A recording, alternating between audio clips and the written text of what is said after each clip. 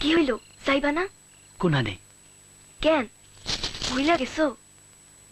ও, যাইবা না? কখনো হাজার বছর ধরে এর মতো কালজয়ী উপন্যাস, কখনো জীবন থেকে নেয়ার মতো প্রতিবাদী চলচ্চিত্র। জহির রায়হানের সৃষ্টিতে বারবার ফিরে এসেছে মানুষ, সমাজ আর সময়ের গল্প।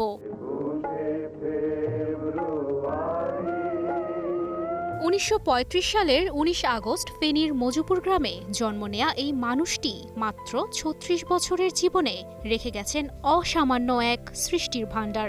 ছাত্রজীবন থেকেই লেখালেখি আর সাংবাদিকতায় হাতেখড়ি। কথাসাহিত্যিক হিসেবে লিখেছেন শেষ বিকেলের মেয়ে, হাজার বছর ধরে, আরেক ফাল্গুন, বরফ গলা নদীসহ বহু আলোচিত সাহিত্যকর্ম।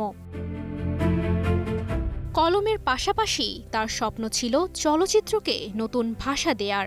কাঁচের দেয়াল, বেহুলা, সঙ্গম, আনোয়ারা এক এক করে নির্মাণ করেছেন ভিন্ন স্বাদের চলচ্চিত্র, যেখানে উঠে এসেছে সমাজ, রাজনীতি, মানুষের অধিকার আর বাঙালির আত্মপরিচয়ের কথা। ভাবছিলাম কি, ছাদের উপর বসে গান গাইলে তোমার সংসারে কোনো ডিস্টার্ব হবে না। আর সেই সৃষ্টিশীলতার সবচেয়ে শক্তিশালী প্রকাশ জীবন থেকে নেয়া।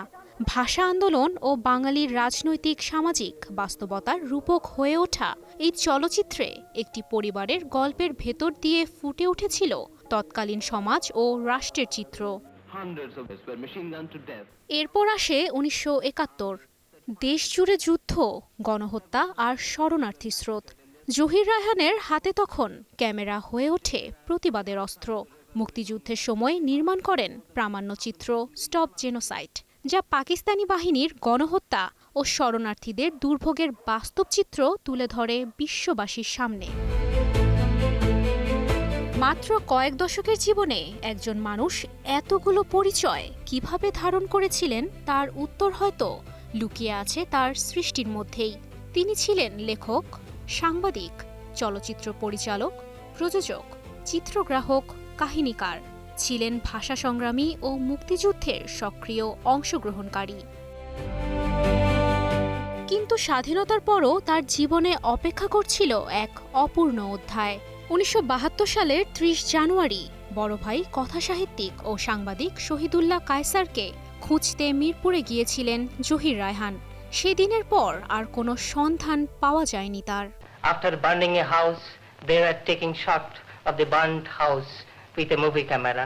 After compelling the people to loot a shop, they were taking shots. একজন শিল্পীর জীবন থেমে গেলেও থামেনি তার গল্প। আজও জীবন থেকে নেয়া প্রশ্ন করে সময়কে। হাজার বছর ধরে হয়ে থাকে সমাজের আয়না, আর স্টপ জেনোসাইড মনে করিয়ে দেয় ক্যামেরাও সাক্ষ্য দিতে পারে ইতিহাসের নির্মমতার বিরুদ্ধে। তুবাইশি বুশরা, স্টার এন্টারটেইনমেন্ট।